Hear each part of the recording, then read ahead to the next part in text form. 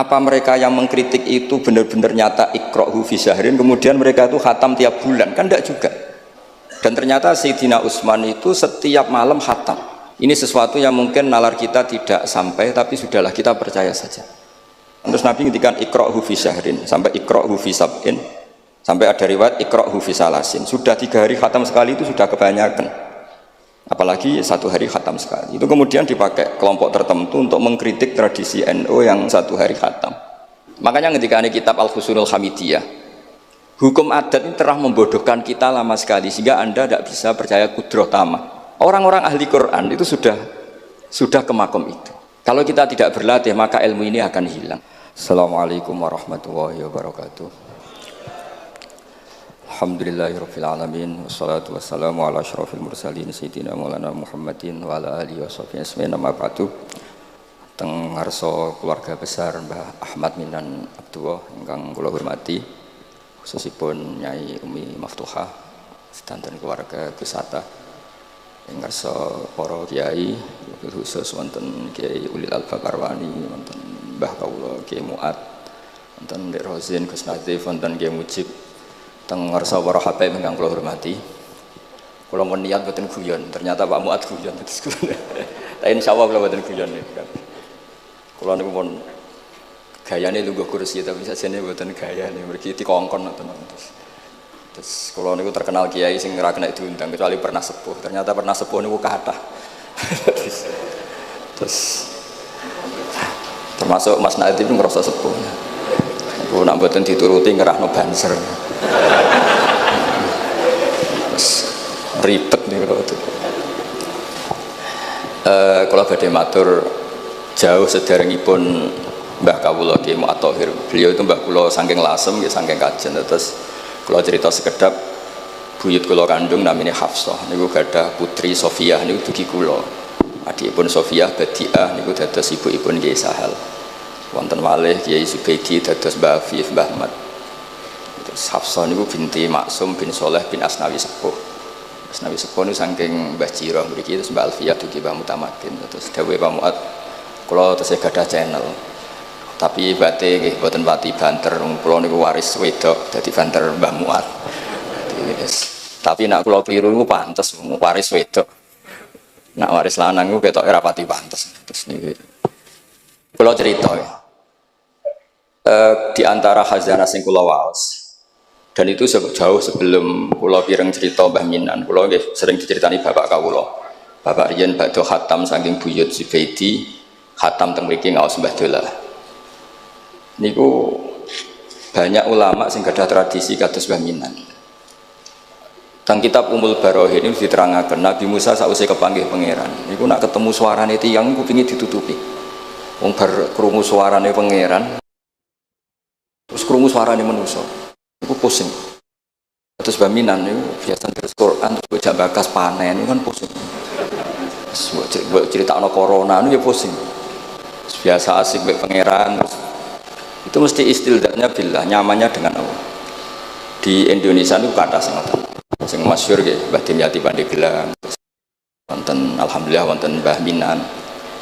Kula gadah pernah mbah ngesal, pernah mbah kula namine Mbah Nur Samsu. Kanca beliau di Mekah. Itu termasuk ngriwayataken dawuh Mbah Minan, saku iku kang wis ra urusan ambek wong, wis pokoke aku ngaji disalahno wong akeh lah, sementing aku ngaji Quran. Terus kula alhamdulillah termasuk orang yang pernah diberi kesempatan sowan beliau di kamar beliau, dan saya tasyarruf sekali, merasa mulia. Karena khazanah itu memang ada. Terus kalau cerita sekedap, para tamu di Mbah Minan kalau dengan logika, saiki wong lagi muhadasah mbek pangeran munajat bawas Quran, khatam, kemudian jenengan nganggo kalam-kalam adami. Niku nggih cara hukum tirakat itu nggih batal, kados salat niku nak omongan adami niku batal.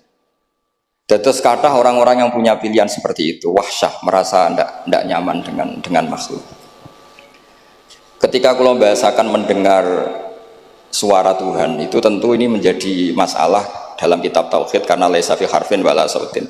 Tapi ini pun jadi istilah, dados istilah umum hatta yasma'a kalam Allah. Kalau cerita tentang Imam Syu'bah niku lam yusfroh lahu firasun khamsina sana. Beliau itu nggak pernah lemean 50 tahun. Dan beliau khataman itu 24.000 kali. Bisa sampean bayang. Dan itu seringnya diwuduin wahid kata Sayyidina Utsman niku khatam Quran nggak badha Isya. Niku witirnya namung sak rakaat. Sayyidina Utsman itu satu-satunya sahabat kalau witir namung sak rakaat. Tapi sak rakaate Sayyidina Utsman itu khatam Quran. Nah kita alhamdulillah saged niru sak rakaate. Nggih hebat. Kalau nate ngaos kitab Fathul Bari Syarahipun Bukhari, ada kelompok tertentu yang mengkritik kita karena sering khatam deres esok, khatam sore, atau deres esok, khatam duhur. Bahkan yang profesional semaan kadang dia orang cakepan, duhur khatam, pindah terus nggak macam-macam lah wong kathah. Begitu sepuro pengiran. Sing jelas nak hasilnya lumayan di sepuro bojo lah. Kalau ada konco hafid itu pegawaian SMA, nak cerita nih sampai apal deh, nak wong belah sakmene, nak wong desa sakmene. Aku nak diundang wong desa susah ra karuan. Tak kok ilo kena opo? Beda Mas nak ngundang Mas. Tak pikir beda niku nopone ngono. Ternyata nggih niku sing. Niku sing mboten pati top-top. Nah, sing top-top niku khatamane mbek pangeran. Lah lucune niku sami. Sing payu ning desa ning belah yo nyun sewu yo duwe hasil. Tapi jenenge rezeki perhitungan niku jumlahe nggih terbatas. Nek sing khataman teng kamar ngoten niku mboten terbatas, wong niku langsung hubungane mbek pangeran. Dadi sampean sering semaan mbek baminan semaan mbek pangeran mesti keramat baminan semaan mbek pangeran. Mergo sampean kontrak basari, kontrak iki cek manusa. Sik ro bedane wong belah pejabat sampai wong desa niku.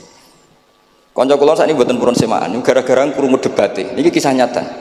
Cara sing lanang niku 50.000, zaman niku tahun 9 berapa. Cara sing wedok niku 20.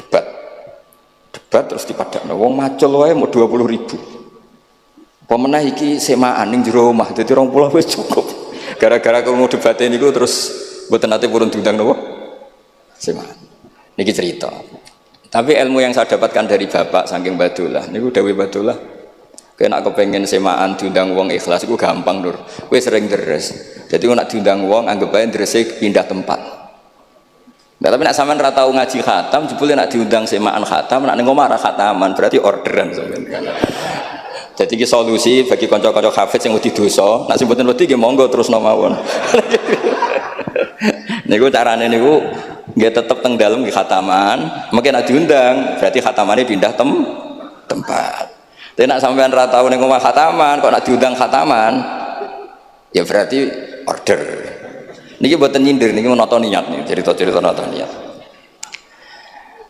Terus Imam Fathul Bari niku cerita, ketika Rasulullah SAW dawuh iqra'hu fi syahrin, ada sahabat yang pamit mau khataman tiap bulan enggak boleh, 2 minggu enggak boleh, seminggu enggak boleh. Walhasil itu dipakai alasan. Terus Nabi ngendikan iqra'hu fi syahrin sampai iqra'hu fi sab'in. Sampai ada riwayat iqra'hu fi salasin. Sudah 3 hari khatam sekali itu sudah kebanyakan. Apalagi 1 hari khatam sekali. Itu kemudian dipakai kelompok tertentu untuk mengkritik tradisi NU yang 1 hari khatam. Tapi apa jawabannya Imam Fathul Bari? Apa mereka yang mengkritik itu benar-benar nyata iqra'hu fi syahrin, kemudian mereka itu khatam tiap bulan? Kan enggak juga. Oke, kamu ngkritik enggak apa-apa dari Imam Sinten Ibnu Hajar Al-Asqalani, tapi kamu juga harus baca iqra'hu fi syahrin tiap bulan benar-benar apa? Khatam. Iqra'hu fi sab'in. Memang benar-benar tiap 7 hari khatam. Niki ngritik sing khataman sedina tapi ya ora khataman tiap 7 hari. Jangan bakatnya jangan ngritik. Nah, terus Imam Fathul Bari cerita. A'rafun nas, orang paling tahu tentang yang dikehendaki Rasulullah SAW tentu ashabu, beberapa sahabatnya.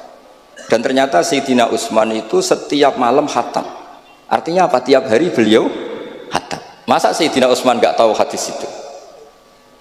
Sayyidina Utsman tiap malam niku khatam. Imam Bukhari rawi hadal hadis yang meriwayatkan Nabi itu melarang khataman keseringan, yang meriwayatkan hadis iqra'hu fi syahrin, iqra'hu fi sab'in. Beliau itu tiap malam khatam Quran, dan khusus Ramadan khatam 2 kali. Bukan karena order loh, memang benar-benar khatam. Jadi pagi khatam, indal iftar, nanti khatam lagi sampai indas sahur. Sehingga terus mulai sanad kula dugi Mbah Dola, dugi Mbak Arwani sedanten lewat orang tua saya, lewat guru-guru kita. khataman tiap hari itu nggak punya akibat apa-apa. Karena itu ahwalu masyayikhina, itu sudah perilaku masaya-masaya kita. Terus niki yang perlu saya ungkapkan. Kemudian orang-orang yang kayak Mbah Minan itu ngalami toyul wakti. Gurunya Imam Sa'roni namanya Ali Al-Mursifi. Ini cerita tentang Sirajul Qori, saraipun mandu Masatibi. Di antara keramatipun gurunya Imam Sa'roni, niku satu hari itu khatam 360.000 satu hari. Sampeyan iso bayangno 360.000. Niku boten sampean takwil paling kulhu pengganti Quran. Boten, ya memang dibaca. Sampai muridnya Imam Sa'roni itu tanya, taqra'uhu bi harfin wa sautin, apa kamu baca dengan huruf juga ada suara jenengan? Naam. Terus kata beliau, maddawli al-waqta, ini Allah memanjangkan waktu untuk saya ikraman di Rasulihi Muhammad sallallahu alaihi wasallam. Jadi beliau mengalami toyul waktu. Toyul waktu itu waktu diringkas sedemikian rupa sehingga beliau baca itu dalam waktu 24 jam ya kayak mungkin bagi kita ratusan tahun. Namanya toyul waktu. Nah, kenapa itu bisa terjadi? Terus kata-kata sarahnya Satibi tadi Sirahul Gorek, wa hadza amrun la tasa'uhul uqul wa hadzuna minhu atasdik. Ini sesuatu yang mungkin nalar kita tidak sampai, tapi sudahlah kita percaya saja. Nah, kenapa kita percaya? Karena Quran itu kalamullah sing aslinya itu laisa bi harfin wala sautin. Tidak melibatkan suara, tidak melibatkan huruf. Itu yang kalamun azaliyun. Kemudian orang ini ditarik ke Lauh Mahfud. Kemudian dia ngalami yang seperti itu. Dan itu bagi orang-orang dekat Allah sah saja. Kuntu samahu alladzi yasma'u bihi wa basarahu saterusnya. Orang-orang yang dekat Allah itu ibaratnya mau melafadzkan apa saja itu sudah kayak mewakili itu. Kenapa begitu? Karena dia saking fananya pada dirinya sampai ya memang fana. Sehingga ya dia sudah, tapi bukan manunggaling kawula Gusti mboten. Misalnya begini, saya beri contoh. Andaikan sampean itu jadi wali, sebetulnya saya bilang andaikan ini su'ulada bisa saja wali betul, tapi kayaknya kok belum meyakinkan. Andaikan dulu, urutannya andaikan dulu. Kalau sampean jadi wali, itu nggak tahu bedanya antara ayam itu melahirkan telur atau telur lahir dari ayam dengan ayam itu lahir dari batu. Itu nggak tahu bedanya. Apalagi Nabi. Nabi itu malah nggak kepikiran kalau itu ada bedanya. Kenapa? Ketika kamu percaya kudroh azaliyah sing ghairu mahsurah, kamu percaya kudrohnya Allah Ta'ala itu tamah sempurna, itu kan sampai mesti berpikir, memangnya ayam bisa bikin telur? Memangnya telur punya kemampuan apa untuk menjadi ayam? Jadi sampai tahu betul kalau ayam itu tidak ada kudrohnya sama sekali, tidak ada kemampuan sama sekali untuk melahirkan telur, telur tercipta jadi ayam. Artinya apa? Meskipun sesuatu itu sudah adi, sudah biasa, tetap yang ada adalah kudratullah, bukan hukum adat yaitu ayam menelur. Sehingga seorang nabi itu, misalnya Nabi Soleh ditanya, apa bukti mujizat kamu? Saya minta unta keluar dari batu besar ini. Dari Nabi Soleh, ya nggak apa-apa.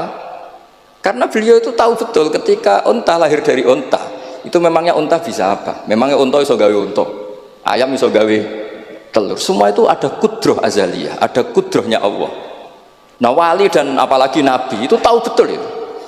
Sehingga ya nggak ada bedanya. Misalnya para nabi sampean tanya, ayam bisa melahirkan telur, apa batu ini bisa melahirkan telur? Ya jawabnya bisa. Sehingga ya betul lah. Terus ada Naqatus Sholeh itu keluar dari apa? Batu. Dan Nabi Soleh biasa saja karena beliau memang nabi. Rasulullah ketika sahabatnya kelaparan, terus diundang Jabir, masakannya sedikit. Ya beliau bilang ini masakan harus jadi banyak. Ya banyak, untuk orang sekian ribu cukup. Ketika sahabat kurang air di padang Sahara, gitu, sahabat bingung nyari air, Nabi malah sari, masyhur. Sari, terus ya santai aja. Ketika beliau dilapuri kurang air, terus ya sudah minum air dari sini. Terus fana ba'al ma' min baini asabi'i. Karena Nabi itu orang yang tidak bisa didikte oleh hukum adat, sehingga tidak terus ayam ini bisa lahirkan telur, berarti mungkin. Kalau batu nggak melahirkan telur, tidak mungkin. Terus kamu bilang ini mungkin, ini tidak mungkin. Itu kita kalau di matolek kan diajari. Padahal mungkin tidak mungkin berdasar hukum adat, bukan berdasar kudrohnya Allah Subhanahu wa Ta'ala. Nah, orang-orang yang sudah begini, masalah rezeki juga gitu. Soalnya sementing para pangeran, masuk dimbarno pangeran. Akhirnya sudah, sementing muamalah mbek Allah, Makanya dulu ada cerita seorang Habib, dia nggak punya pekerjaan, terus setiap hari dia sholat, tiap pagi ngantor. Ternyata dia ke musola atau ke masjid sholat. Terus kata Habib itu, ya Allah, semua orang yang kerja engkau gaji, maka saya ya harusnya engkau gaji. Iku yo terus sugih, tapi bukannya ditiru boleh mergo ya. Dadi dene ape ngantor ya ora di kantor, wis ngantore ning masjid sholat. Tapi ini enggak boleh gaya-gayanan yang sudah makomnya seperti itu. Ora sampean gak makome ribet.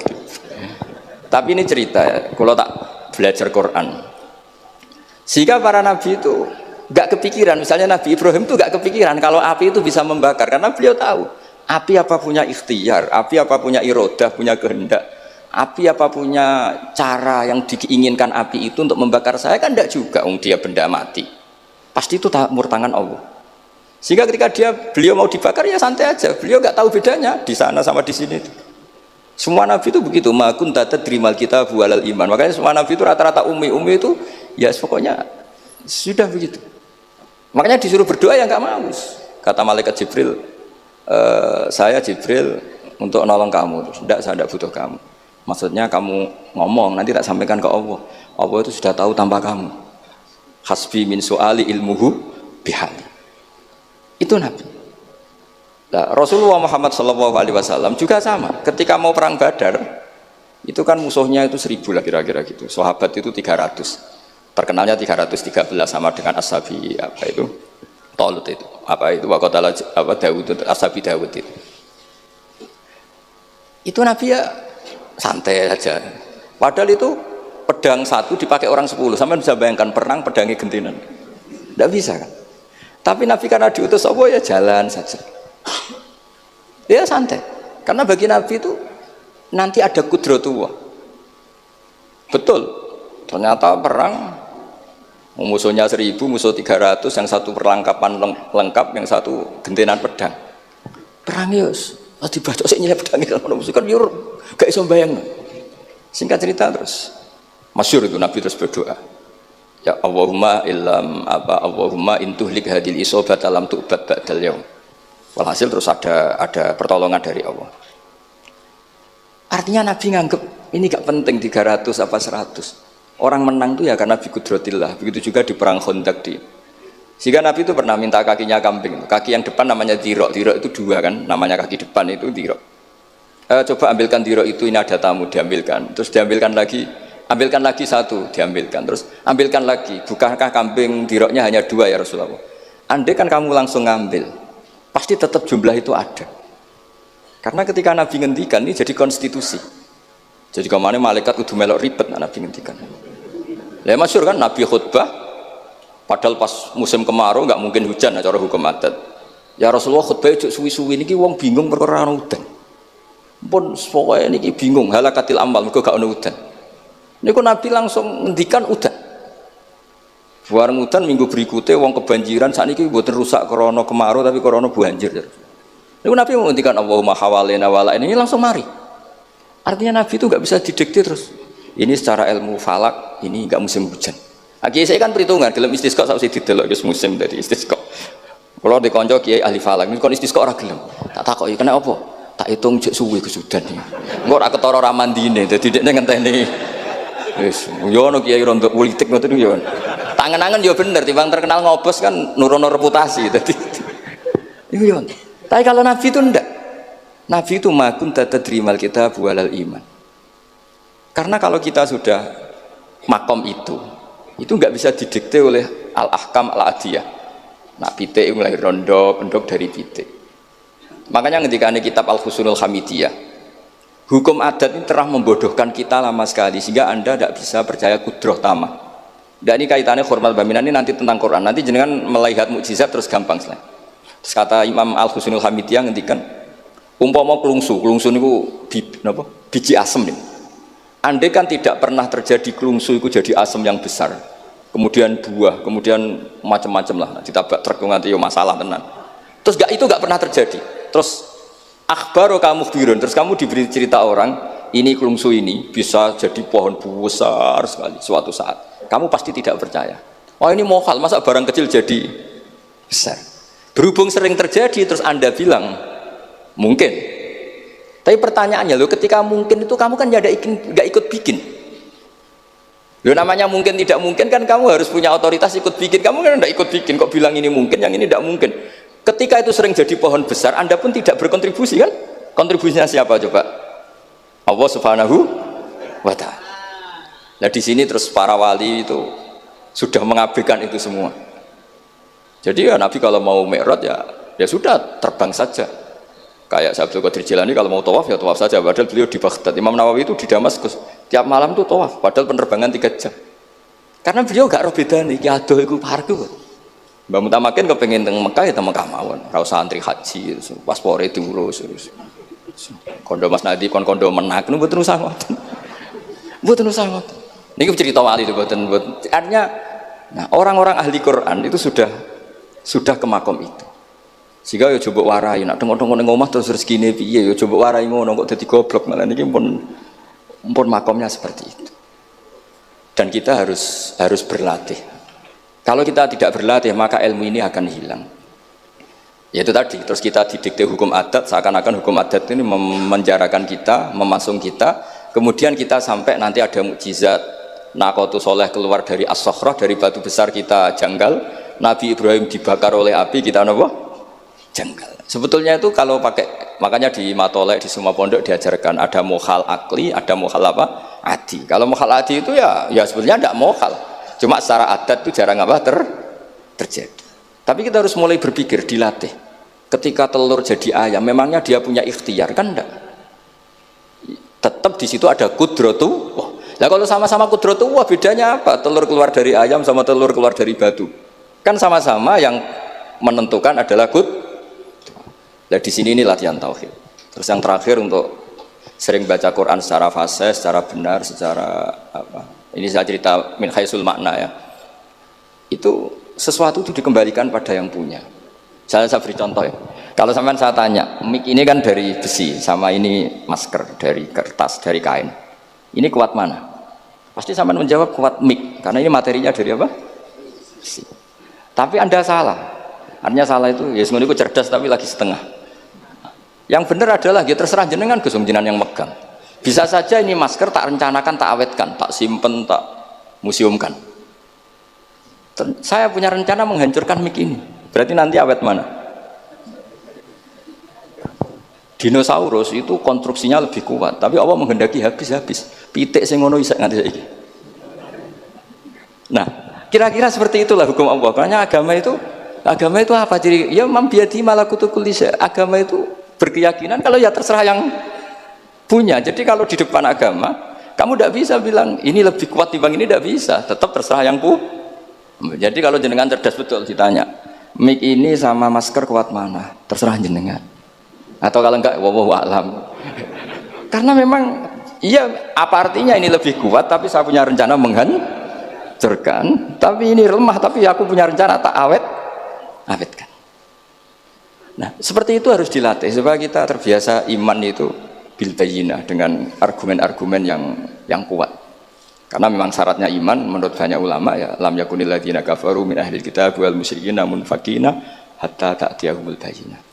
Jadi sehingga semua rasul itu punya kecakapan itu. Makanya nanti kalau suatu saat dengan dekat ajal, dekat apa, itu harus begitu juga dilatih.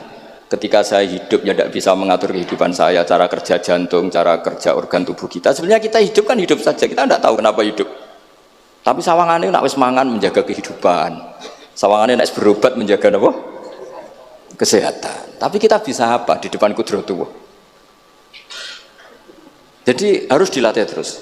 Karena ini ngaji berarti yang ahli Quran dan sekolah suwon adat kados Mbah Minan, Mbah Dimyati, beberapa ulama yang enggak keluar kamar itu mulai dulu juga ada. Itu juga satu manhaj karena sudah asik dengan Allah maka asing mengalami wahsah dengan yang lain. Tapi juga ada ulama yang milih kumpul orang banyak sehingga manfaati orang banyak. Dan menurut saya figur-figur di kajian itu sudah sempurna larnya. Ada model Mbah Dola, Mbah Sahal, Mbah Minan sendiri tertutup, tapi Ibu Umi Tuha sosialisasi kiroati kemana-mana. Sehingga ini pelajaran bagi kita bahwa pilihan dekat Allah itu variannya banyak. Yang penting ikhlas sambil terus belajar mendengarkan makalah-makalahnya ulama. Karena makalah ulama ini penting. Kita kalau nggak diwarai ulama itu tidak bisa cara berpikir bersanad. Saya sering didhawuhi Mbah Mun, ihdinas siratal mustaqim itu siratal ladzina an'amta alaihim. Kenapa tidak siratoka, jalanmu ya Allah? Fa inna Allah ta'ala la ya'kul wa la yashrab wa la yanam. Allah itu tidak makan, enggak tidur, enggak apa-apa. Terus kita bisa niru apa, Pak? Tapi kalau siratal ladzina an'amta alaihim artinya thariqullah adalah dengan mengikuti orang-orang yang telah diberi nikmat. Jadi kita niru Badola, niru Barwani, niru orang-orang baik. Karena kita enggak bisa niru Allah. Makanya setiap Allah cerita orang kebaikan, cerita kebaikan itu pasti cerita aktor-aktornya. Ulaikal ladzina an'ama Allahu 'alaihim terus minan nabiyyin. Terus itu aja diceritakan keluarganya min dzurriyyati Adam wa mimman hamalna ma'anu supaya orang itu hormat sama leluhur. Saya kenapa cerita Mbah Mutamakin bukan tafakhur bin nasab bahwa kita soleh begini itu barokahnya doanya orang-orang dulu min dzurriyyati Adam wa mimman hamalna ma'anu. Masih diteruskan wa min dzurriyyati Ibrahim wa Israil. Baru soleh secara umum yang tidak perlu nasab wa mimman hadaina wajtabaina. Jadi Allah menghormati nasab sampai seperti itu. Sehingga rata-rata orang-orang soleh itu ya babahnya soleh. Mosok turunannya sing wakaf masjid, sing kiai puluhan tahun, kalah mbek wong sing dadaan dadi kiai. Yo ketoke ora pati fair. Ini mboten kok urusan kula fanatik nasab nggih. Tapi tetap ini bisa jadi kiai karena melok partai wa mimman hadaina wajtabaina. Tapi yo ketoke yo pantese yo rada antri lah, aja kok ngarep nemen-nemen nak. Ya mosok terus misalnya ora tau wakaf masjid, ora tau wakaf tanah, ngerti-ngerti kepengin mimpin. Sing masjid iku nyunatno maulid, nyunatno tiba, ndekne mimpine ku ngaramno maulid kalau tiba. Ya nak ngaramno iku nggih masjid dhewe, aja ning masjid iki kan. Terus Allah itu saking reganine tiang-tiang soleh dulu itu sampai ketika cerita orang baik itu pasti cerita mbah-mbahnya. Wa kana abuhuma sholihah. Ketika ada orang diperhatikan Nabi Khidir itu pertimbangannya wa kana abuhuma sholihah. Itu dalam kitabnya Said Muhammad, abuhuma itu abuhu as-sabi'. Jadi bapak yang ketujuh dari Hulam ini, bukan bapaknya pas. Kayak Bang Mutamakin sekarang sudah turunan keberapa, tapi barokahnya sampai sekarang. Jadi selalu ada cerita itu. Makanya disebut ta'allamu ansabakum matasiluna bihi arhamakum. Kamu harus kenal nasab-nasab kamu supaya kamu bisa menyambung rahim-rahim kamu. Kemudian nasab yang gen ini khusus umatnya Rasulullah SAW, alhamdulillah ditambah nasab sebab. Jadi misalnya para habaib itu jelas mulia sekali karena dzurriyyah bat amin Rasulillah. Kemudian ada nasab bisabab, yaitu karena iktidak bisunnati Rasulillah atau karena ngaji atau karena ilmu. Ini disebut kullu nasabin wasababin munqati'un yaumal qiyamah illa nasabi wasababi. Sehingga ada orang yang benar-benar ahli bait karena gennya kayak Sayyid Hasan, Sayyid Husain, tapi ada orang yang diaku keluarga Nabi karena amalnya kayak Salman Al-Farisi ketika beliau punya ide cemerlang di Khandaq. Nabi memujinya dengan apa? Salman minna ahlal bait. Jadi niki artinya gini, jenengan meskipun tidak keluarga Mbah Minan secara gen karena yang keluarganya ya tentu Mas Fatah dan saudara-saudaranya, tapi kita bisa menjadi keluarga beliau karena amal dan karena mahabbah. Nggih ngoten mawon nggih sing ndonga ya ampun kula lah. Wis nurut mawon daripada niki bentrok nggih ribet. Wow, nak gak nurut itu Mas Nadib terus dikerano banser ning pun tekanan kiri niku ribet ning wong niku panglima tertinggi napa? Udah kok wakili itu kok ketuane tapi semua yang jelas saged meremot. Nggih, monggo berdoa Al-Fatihah.